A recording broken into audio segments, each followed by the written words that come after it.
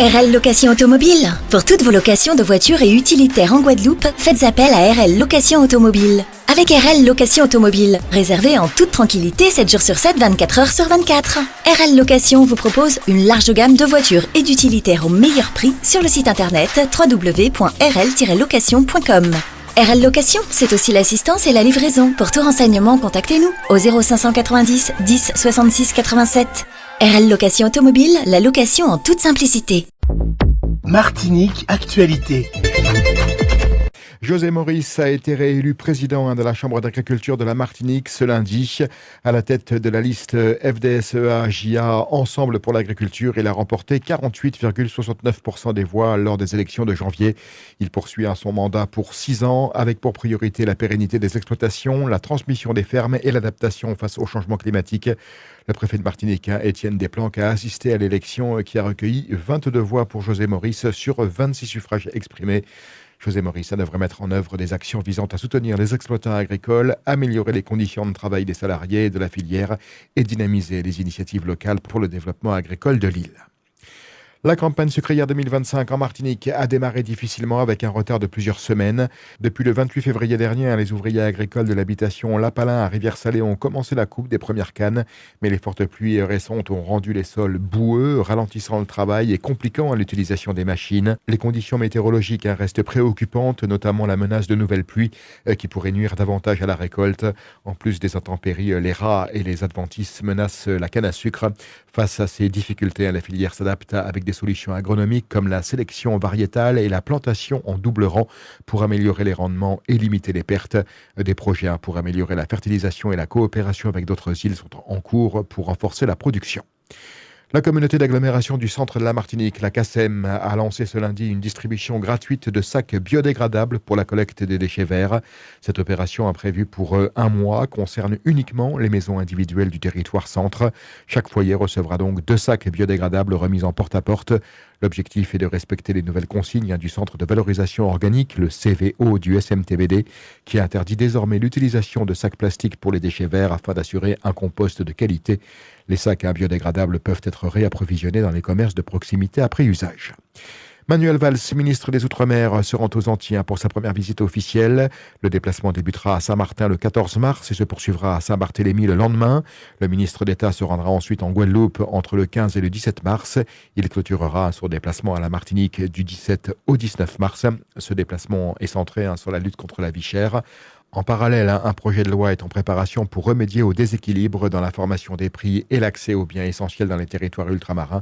Ce texte se structure autour de 5 axes: concurrence, visant à rééquilibrer les rapports économiques; transparence, pour mieux comprendre les prix et marges; exigence, en mobilisant les collectivités et les acteurs économiques; renaissance, pour favoriser l'autonomie alimentaire et transformer les économies locales; et bon sens, pour adapter le modèle économique local et réduire la dépendance aux importations.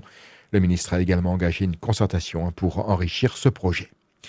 Serge Letchimy, quant à lui, président du conseil exécutif de la CTM, a effectivement envoyé un courrier à François Bayrou, le Premier ministre, pour attirer l'attention sur l'ampleur du trafic de drogue en Martinique. Ce courrier met en évidence les 32 tonnes de cocaïne saisies en Martinique en 2024, représentant 60% des saisies nationales. Dans ce courrier, il demande des moyens supplémentaires pour lutter contre ce phénomène, soulignant la nécessité d'une coopération renforcée entre le gouvernement national et les autorités locales. La grève des dockers dans les ports français, notamment au Havre, inquiète les importateurs antillais. Depuis janvier, des grèves perlées et des journées ports morts organisées par la CGT Ports et Doc perturbent la circulation des marchandises.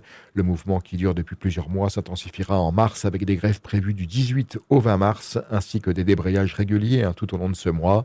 Cette situation a déjà entraîné une baisse de 15 à 20% du trafic de marchandises vers la Guadeloupe et la Martinique depuis l'année dernière. Les retards de livraison peuvent atteindre 1 à 2 semaines, entraînant des ruptures de stock sur certains produits. Les importateurs craignent des conséquences plus graves avec des pénuries temporaires dans les rayons des grandes surfaces en raison de l'impact direct sur la chaîne d'approvisionnement. Les produits touchés par ces retards sont donc nombreux et les répercussions sur les prix et les délais de livraison sont donc inévitables. À l'occasion de la Semaine nationale du rein, l'Association pour le traitement de l'insuffisance rénale organise des journées de dépistage gratuit de la maladie rénale en Martinique. Du 10 au 14 mars, des dépistages rapides et anonymes seront proposés dans plusieurs communes. À Ducos, c'était aujourd'hui au foyer rural de Vendrancourt de 8h à 13h. Puis le Morne-Rouge, demain, Sainte-Marie, mercredi, Rivière-Salée, jeudi et les Anses-d'Arlay, vendredi. Ces tests réalisés par bandelette urinaire permettront de dépister des signes de la maladie rénale, notamment chez les personnes à risque, comme les hypertendus et les diabétiques. Écoutons le docteur Patricia Fozzo, néphrologue au CHUM. Effectivement, l'HTA, l'hypertension artérielle et le diabète sont les deux principales causes de cette maladie. Et on a également d'autres pathologies qui peuvent être pourvoyeuses d'insuffisance rénale à la longue, comme les calculs rénaux, les personnes qui font des calculs depuis l'enfance ou bien qui développent cette maladie rénale, on appelle les maladies lithiasiques. On a également les personnes qui font des infections urinaires à répétition qui sont pourvoyeuses de faire une insuffisance rénale chronique. On a des gens qui font des crises de gouttes à répétition, des patients goutteux. C'est aussi également un facteur de risque de développer la maladie rénale. C'est un facteur déjà de maladie rénale chronique. Hormis ces causes-là, on a également ce que nous mangeons, c'est-à-dire notre qualité de vie. On demande aux patients de s'hydrater suffisamment parce que la déshydratation également peut entraîner une insuffisance rénale aiguë. Si on ne fait pas les choses à temps, on peut aller vers la chronicité. On a tout ce qui comporte notre marmite, on va dire comme ça, une alimentation hyper salée qui peut entraîner une hypertension artérielle, celle-là même qui est déjà l'une des premières causes de la maladie rénale chronique, l'insuffisance rénale. On a une alimentation hyper sucrée, des personnes qui développent un diabète de par leur alimentation. Et enfin, on a tout ce qui est gras. On demande également aux patients dans la prévention de s'alimenter, de consommer moins gras, tout ce qui est mauvais cholestérol. Donc, on les oriente beaucoup plus vers une alimentation du bon gras. Mais lorsqu'on fait un dépistage comme celui-ci, je peux vous dire que depuis le matin, on a des découvertes quand même. Donc, c'est des choses, les patients sont ignorants. Ils ne le savent pas. Pourquoi? Parce que la maladie rénale est un tueur. L'insuffisance rénale, c'est un tueur silencieux. Et c'est une triste nouvelle. Fitzroy Williams, l'un des pionniers de la musique caribéenne et membre emblématique du groupe Exile One, est décédé hier à l'âge de 75 ans. Il a succombé à un arrêt cardiaque au centre hospitalier universitaire de la Martinique.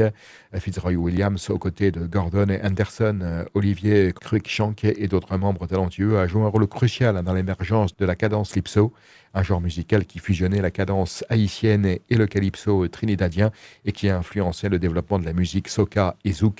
Exile One, basé en Guadeloupe, a marqué l'histoire de la musique caribéenne et mondiale avec un style distinctif et une approche novatrice. Fitzroy Williams laisse un vide dans le monde de la musique créole, mais son influence perdurera à travers ses créations et l'impact qu'il a eu sur les générations. Outremernews.fr, le site de l'actualité Outre-mer, 24 heures sur 24 et 7 jours sur 7. Retrouvez la chaîne Outremer News sur YouTube.